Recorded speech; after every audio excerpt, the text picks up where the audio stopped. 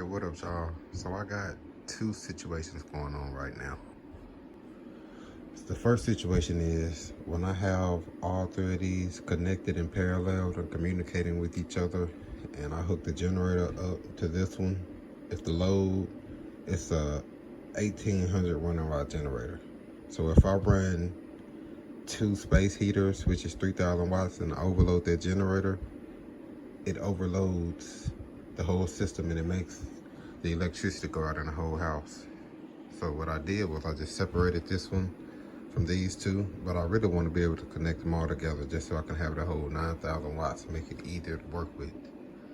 So if y'all know a setting that I can change, I was thinking setting 30, changing it to all or one, I don't know. Still trying to figure that out.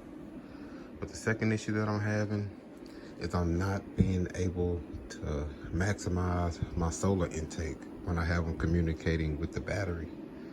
So when I have this battery hooked up and connecting to the inverters that are in parallel, if it's two or more inverters in parallel, I have a problem.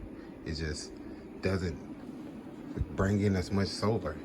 And what I mean by that is, let's say if I have them separated, if I were to separate them into individual single modes, then they would probably bring in like between 2 and 4 kilowatts each. But if I put them all together in parallel to make them communicate with each other, they'll only bring in like 1, maybe 2 kilowatts max each. So I don't know what's going on, whether I need to change the battery settings, because once I put them in user mode, they all charge like they're supposed to. I get like 8 kilowatts, almost 9 kilowatts out of a 10 kilowatt array. So I'm doing good when it's in single mode, if y'all can see that right there.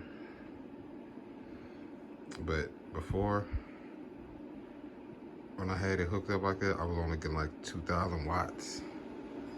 So I don't know what setting I need to put my battery in. I really want them to be able to communicate so that I can know the state of charge by looking at my inverters. But at this point, I don't know if this battery is worth buying to communicate with the system, because it's kind of hindering my system and not letting me be able to pull as much electricity in. So this battery, this EG4, matter of fact, all of these server rack batteries, right now, really, I regret buying them.